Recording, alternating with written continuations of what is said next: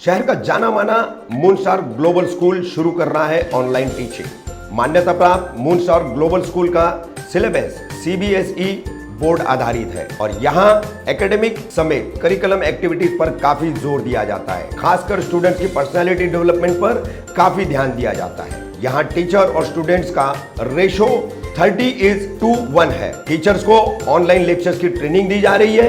वर्ष 2020-21 की पढ़ाई 10 जून से ऑनलाइन लेक्चर के जरिए शुरू हो जाएगी। एडमिशन ऑनलाइन शुरू हो चुके हैं। एडमिशन के लिए नीचे दिए गए नंबर पर संपर्क करें।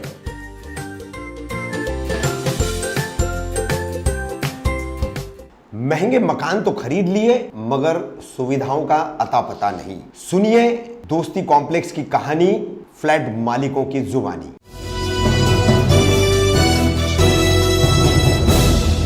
मैं रफीक कामदार हिंदुस्तानी रिपोर्टर में आपका स्वागत है। कौसाशील रोड पर पिछले 2 साल से ज्यादा का समय हो गया है। दोस्ती कॉम्प्लेक्स लगभग बन करके खड़ा हो चुका है। बचा हुआ काम जारी है। कई और इमारतें यहां बननी है। अब 2 साल से ज्यादा का समय हो गया। जो इमारतें बनी, एमराल्ड है, अन्य कई और इमारतें हैं, रूबी वगैरह, इसमें जो लोग रह रहे हैं किस तरह से वो यहाँ पर पानी, मार्केट, लिफ्ट, खास करके पानी और लिफ्ट जैसी बुनियादी सुविधाओं से कैसे वंचित है, किस तरीके से उन्हें परेशानियों का सामना करना पड़ रहा है। 2-2.5 साल के अरसे में, शुरू में 1.5 साल 2 साल तक जो है दोस्ती बिल्डर ने उन्हें बिस्लरी के 20 लीटर के जो डिब्बे होते हैं, जो कैन होते हैं, उनसे पानी आपूर्ति की, क्योंकि पानी की लाइन वहाँ पहुँची नहीं थी और पानी लोगों को उस वजह से मिल नहीं पा रहा था। सबसे बड़ा सवाल है कि पानी आपूर्ति सुचारू नहीं थी, पानी की लाइन का काम पूरा नहीं हुआ था, तो ठाणे मनपा के शहर विकास विभाग ने इसे ओसी कैसे दे दी, ऑक्यूपेशन सर्टिफिकेट जिसे कहते हैं। यानी कि जब तक आप वहां बिजली, पानी, फायर ब्रिगेड की एनओसी, ये तमाम चीजें मुकम्मल नहीं कर लेते, तब तक शहर विकास विभाग आपको यहां अधिवास प्रमाण पत्र यानी ऑक्यूपेशन सर्टिफिकेट जिसे कहेंगे वो देता नहीं है। तो पानी नहीं था, उसके बावजूद दोस्ती बिल्डर को ठाणे मनपा ने मेहरबानी और शहर विकास विभाग ने मेहरबानी दिखाते हुए ओसी दे दी। बहरहाल 2 साल से ज़्यादा का वक्त हो गया है। अब लोग पानी के लिए तो परेशान थे ही, अब लिफ्ट के लिए भी परेशान हो रहे हैं, गार्डन के लिए भी परेशान हो रहे हैं। किस तरह से यहाँ पर इन तमाम सुविधाओं का जो है अभाव है और उसकी वजह से कैसे लोग परेशान हैं, उस बारे में कई सारे यहाँ के फ्लैट मालिकों ने, जिन्होंने लाखों रुपए दे करके यहाँ एक फ्लैट खरीदा है, उन्होंने क्या दोस्ती कॉम्प्लेक्स की कहानी अपनी जुबानी बताई है, वो हम आपको बता रहे हैं। सर, इतना बड़ा मसला हो गया है कि अगर मैं आपको कैमरे में बता दूं तो लोगों की निगाहें शर्म के मारे झुक जाएगी। एलमोर बी में एक का इंतकाल हो गया है। बाप का जनाजा, उसकी मैयत सामने पड़ी है, बिल्डिंग में पानी नहीं। यह हमारी खाला है यहाँ पर, उम्र दराज है, ये उनको तकलीफ़ में, सारे के सारे लोग तकलीफ़ में हैं। बिल्डिंग की लिफ्ट पे काम नहीं करती है, हमको यहाँ से पैदल जाना पड़ता है ऊपर, और कभी कभी लिफ्ट, वो 3 लिफ्ट है, वो काम नहीं करती है, तो लोगों को ऊपर नीचे, सीढ़ी से ऊपर नीचे होने तकलीफ होती है। और यहाँ का सिस्टम पूरा का पूरा ख़राब है। पानी की तकलीफ़ है, लिफ्ट की तकलीफ़ है, गार्डन की तकलीफ़ है, गार्डन नहीं यहाँ पर। तो बस मैं रिक्वेस्ट करूँगा टीएमसी से और जो इसके अधिकारी हैं कि उसके ऊपर एक्शन लें। और फायर का जो सिस्टम है, अभी मैं आपको फायर का टैंक बताऊँगा कि फायर के टैंक के अंदर पानी नहीं है, फिर इनको उसी किस हिसाब से मिली इनको। ये तकलीफ़ हम जो झेल रहे हैं, हम चाहते हैं कि इस तकलीफ़ को, इसका सलूशन निकले इसका। आपने महानगर पालिका में लिखित में कंप्लेन दी है क्या? हमने महानगर पालिका में, इंशाल्लाह भी हमारे अनवर भाई हैं, मैं खुद भी हूँ, हम महानगर पालिका में इसकी कंप्लेन देंगे और लोगों से, हम महानगर पालिका से और टीएमसी से हम रिक्वेस्ट करेंगे, दरख्वास्त करेंगे कि इसका जो भी इसका है लीगल एक्शन ले और हमको इंसाफ दिलाएं। अनवर भाई, जैसे ये टावर बना तो अब इसमें जब अलॉटमेंट किया अंदर आदमी को रहने के लिए, जो आपको रूम दिए गए, तो उस टाइम पे चेकिंग नहीं हुई थी क्या इधर? ये तो नहीं मालूम महानगर पालिका ने इन लोग को रहने की ओसी कैसे दी, क्योंकि मैं आके 2 साल हो गए यहाँ पे।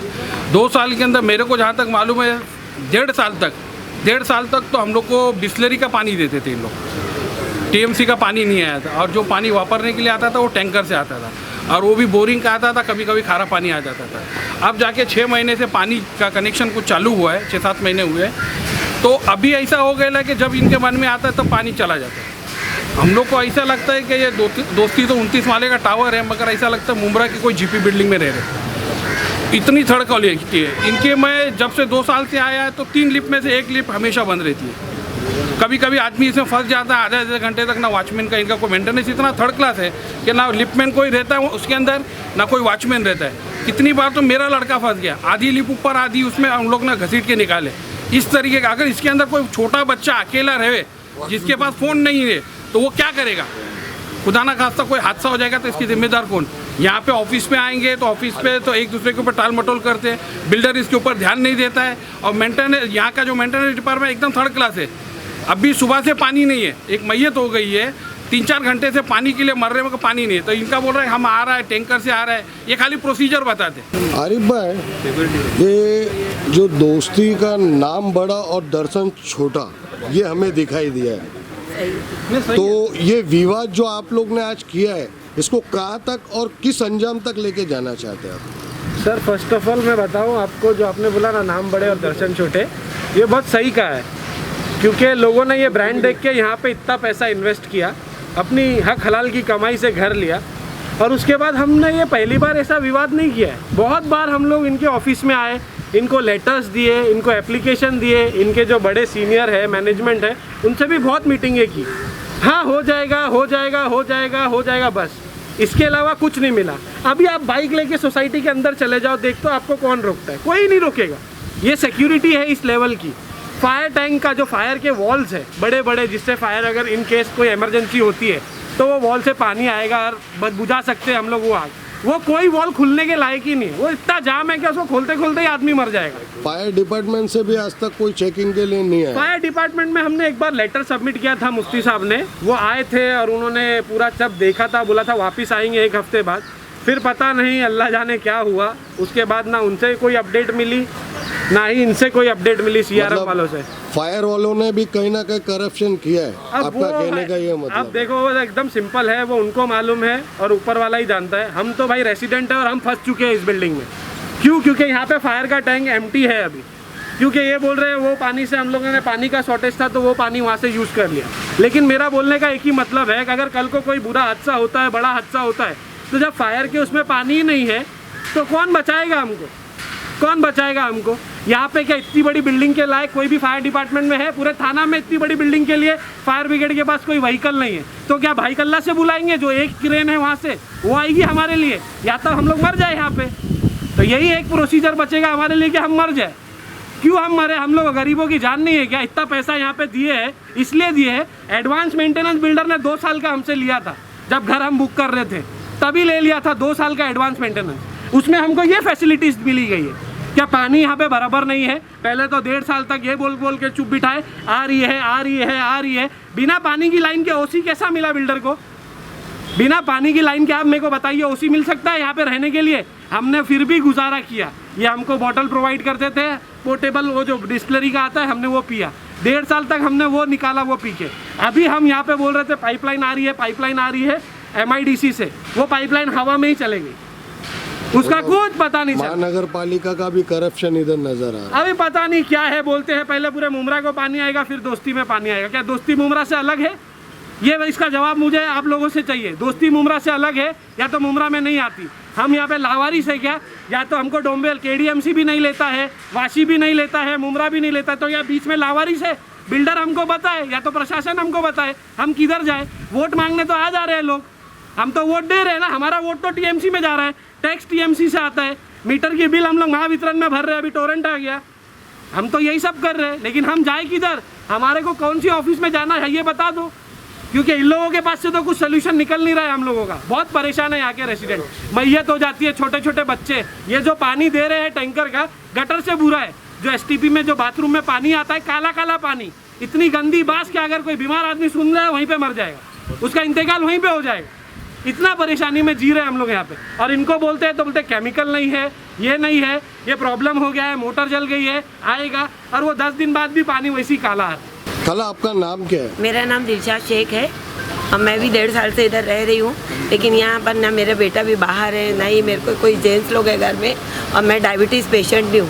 लेकिन मैं तो यही बोलूँगी लोगों को कि लो मत, ये हम लोग लेके फंस गए इधर घर, ऐसा हो गया है। मतलब आपका कहना ये इस कुछ टावर के फैसिलिटीज दिखावे नहीं पे ना जाए। हाँ, फैसिलिटीज मुमरा कुछ की नहीं है। जीपी बिल्डिंग सही हाँ, है और ये जब टावर एग्रीमेंट सही नहीं है। हाँ, जब एग्रीमेंट साइन किए ना हम लोग ने, तो सब बताए थे कि ये पानी आएगा, इसे वो आएगा, सोलर वाटर आएगा, लेकिन कुछ नहीं। फ्लश में भी एकदम गटर के ऐसा पानी आता है, और अभी अचानक पानी बंद कर दिए, तो अभी हमारे पास कुछ स्टोर करने के लिए नहीं है, तो हम लोग क्या करेंगे? इधर मैयत हो गई है, उधर नहलाने को पानी नहीं है, बोलो इतनी तकलीफ है, क्या करेंगे इंसान? और इतना बड़ा टावर है, 1-2 टैंकर डालने से पानी पूरेगा क्या सबको? एक एक बाल्टी में दिन गुजारेंगे। रोज़े में हम लोग 30 तारीख को ऐसी प्रॉब्लम हो गई, बार बार हम लोग मुफ्ती साहब को फ़ोन कर रहे थे, ये तो ऑफिस में कोई था ही नहीं। आपका नाम क्या है? मेरा नाम साउल सैयद है। साउल भाई, ये जो लिफ्ट का जो एकदम करप्शन नज़र आ रहा है, जो आपकी जानकारी में है, तो आप हमें क्या बताना चाहिए? देखो, मेरी खुद की लिफ्ट की एक कंपनी है और इस नॉलेज से मेरे को अच्छी तरीके से वाकिफ़ हूँ मैं। जब से मैंने रूम लिया था और उसके बाद अभी लास्ट टाइम पे हमारी कुछ मीटिंग हुई थी 6 महीना पहले बिल्डर के साथ में, इन लोग ने पहली बात तो लिफ्ट के अंदर एक ऐसा पासवर्ड सिस्टम डाले थे कि अगर जॉनसन के सिवा कोई लिफ्ट कंपनी अगर हैंडल करती है तो कम से कम आपको एक लिफ्ट के पीछे 3.5 से 4 लाख रुपए का खर्चा था। यानी अगर सोसाइटी अगर हैंडओवर ले लेती थी बिल्डर से तो ये पासवर्ड हमें नहीं मिलता था, और बिल्डर ने इस चीज़ को एग्री भी नहीं किया। जॉनसन वाले ने बोला कि भाई हमारे पास ऐसा कोई चीज़ नहीं होता है, और उसने मेल के थ्रू हमें भेज दिया था। और उसके बाद मैंने उसको साबित किया कि उसमें पासवर्ड भी होता है और कीपैड भी होता है, और हमारी लिफ्टों को हमारे को रख के ब्लैकमेल कर रहे, और इनकी मर्ज़ी से हमने बोले थे कि जॉनसन को एग्रीमेंट नहीं करना है जब तक कि सोसाइटी पूरी हमारी बात करके डिसाइड नहीं करती है। इन लोग ने हमारे को बोलने के बावजूद भी इन लोग ने जॉनसन के साथ में एग्रीमेंट किए नॉन कॉम्प्रहेंसिव, और नॉन कॉम्प्रहेंसिव का मतलब होता है कि उसमें 1 रुपये का सामान जॉनसन नहीं डालेगी, खाली लिफ्ट का सर्विस देगी। लिफ्ट की कोई सर्विस नहीं मिल रही है। 29 फ्लोर का टावर है हमारा। आज हम लोग सर्विस देने के लिए यहाँ से बोरीवली, परेल, पनवेल सब जगह जा रहे हैं। हमने पास निकाला लॉकडाउन के थ्रू, हमें पास मिलता है इमरजेंसी सर्विस में। ये जो 2-2 महीने से लिफ्ट हमारी लॉकडाउन में बंद थी, उस टाइम पे इमरजेंसी में किसी की मैयत हो जाती, कोई हार्ट पेशेंट रहता, तो किस बेसिक पे वो जा पाता? उसको कौन खांधे में लेके जाता नीचे? हाँ, इनकी सर्विस इनको देनी चाहिए थी। प्राइवेट लिमिटेड कंपनी की बात कर रहे हो आप। जॉनसन ने क्या सर्विस दी है और कौन सा मैन्युफैक्चरिंग उसका है? कोई मैन्युफैक्चरिंग उसका नहीं है, खाली नाम जॉनसन का है। सब पार्ट्स वो चाइना से मंगाता है। कंट्रोल पैनल लगाया है चाइना का, मोनार्च का, उसमें पार्टवर्ड सिस्टम ऐसा डाला है कि उसके सिवा कोई हैंडल नहीं करेगा, वो सामान किसी और को नहीं देगा। यानी हम चारों तरफ से पूरा अटक गए। एक तो MS के डोर लगा के दिया है, जिसका 2 साल के बाद पूरा सड़ जाएगा। वो SS का क्यों नहीं लगाया तुमने? साला यहाँ पर क्लब हाउस में SS के डोर लगाए, क्यों लगाए? और बटन तुम्हारा काम नहीं कर रहा है। एक डिस्प्ले का तुम 24,000 रुपये का साला कॉस्ट लगाते हो, 2400 रुपये का डिस्प्ले है वो। हाँ, तुम्हारे बटन प्रॉब्लम है तो बोलते नहीं, बटन ख़राब हो गए तो हम उसकी रिस्पॉन्सिबिलिटी नहीं देंगे। हमने पूरा इंस्पेक्शन करके, आपने PWD से हर साल आपका इंस्पेक्शन होना चाहिए लिफ्ट का, आप हमारे को रिपोर्ट क्यों नहीं सबमिट कर रहे? आपने PWD का कोई इंस्पेक्शन रिपोर्ट नहीं किया हुआ है। पूरे तरीके से इन लोगों की गड़बड़ है, सब जगह से खाली करप्शन ही करप्शन है इनका कैसा है कि भाई जब तक के हम लोग चला रहे तब तक के हम एग्रीमेंट करेंगे बिना पूछे। ये लोग इनकी मर्जी में जो आ रहा है वो कॉस्ट हमें एक एग्रीमेंट बिल बना के बता देते कि भाई हमने लिफ्ट में इतना खर्चा किया है, इसका इतना चार्जेस आएगा। हमको जब वो पे ही नहीं करना है, सोसाइटी क्यों पे करे 10 रुपये की चीज़ को 1 लाख रुपया? हमने जब मना किया था एग्रीमेंट नहीं करना, तो आपने एग्रीमेंट क्यों किया उसके साथ? वो भी नॉन कॉम्प्रहेंसिव एग्रीमेंट करके आप चार्जेस पे करने लगा रहे हो। और एक वायर का एक इशू था कॉन्ट्रैक्टर का, और आप बोल रहे हो कि 2 महीने से उसका इनकोडर गया हुआ है। इनकोडर उनके पास अवेलेबल नहीं है, बोलते चेन्नई से पार्ट आएगा। क्यों भाई?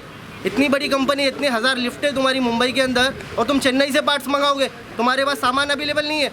हमने बोले, हमने कोटेशन दिया कि ऑन द स्पॉट में सामान लगाता हूँ, पैसा इतना है, इसका हमने कोटेशन दिया था। वो कोटेशन तुमने पास नहीं किया, और तुमने बिना दिखाए हमारे कहीं से भी पार्ट्स लेके आके अरेंज करवा दिए। क्यों 2 महीने से अरेंज नहीं किया था वो सामान तुमने? 2 महीने के बाद जब दूसरी कंपनी वाला आके उसको वेरीफाई करता है, उसके बाद आप बोलते हो कि नहीं सर हम करा के देते, और फ्री ऑफ कॉस्ट। एक वायर का प्रॉब्लम था खाली उसमें, और तुमने बोल दिया था 35,000 का खर्चा है उसके अंदर। तो इस तरीके से पूरा ब्लैकमेली का धंधा चल रहा है दोस्ती बिल्डर का। हर जगह से उसने हमें चीट करके रूम बेचा है, और कोई चीज़ की फैसिलिटी नहीं है। जनरेटर ख़राब होता है, 3-3, 4-4 घंटे तक के वो काम नहीं हो रहा, उसका एक पार्ट गया है करके बोल के 2 हफ्ते तक के बंद था जनरेटर। रात में हम लोग 11 बजे नीचे उतरे, 27 माले से नीचे उतरा, 11 माले से नीचे उतर के मैंने उसको चेक किया तो मालूम पड़ रहा है कोई सामान निकाल के ही नहीं गया था। वो बोल रहे थे कि सामान लेके गया रिपेयरिंग करने के लिए, कोई सामान रिपेयरिंग के लिए गया नहीं था, वहीं के वहीं सामान लगा हुआ था। उसका दूसरे दिन मॉर्निंग में हमने रात में फ़ोन किया, कोई दोस्ती का आदमी ने कोऑपरेट नहीं किया, किसी ने फ़ोन अटेंड नहीं किया। उसके बाद दूसरे दिन हमने आदमी बुलाए, वो आके 1 घंटे में चालू करके गया। जब वो 1 घंटे में होने वाली चीज़ आपने 2 हफ्ते क्यों बंद रखे थे? किसका वेट कर रहे थे कि कोई एक्सीडेंट हो जाए? आज भी ये लॉकडाउन ओपन हो गया है, उसके बावजूद भी लिफ्टों की सर्विस नहीं हो रही है। लिफ्टों में वाइब्रेशन है, आवाज़ आ रही है, कोई AID काम नहीं कर रही है। अगर कोई बुजुर्ग महिला अटक गई, इनको इंटरकॉम लगाए, क्या नाम का इंटरकॉम है, कोई काम नहीं करता इंटरकॉम। कैमरे साला रिकॉर्डिंग नहीं चालू है कैमरे की, खाली नाम के लिए धोखा दे के रखे उन्होंने।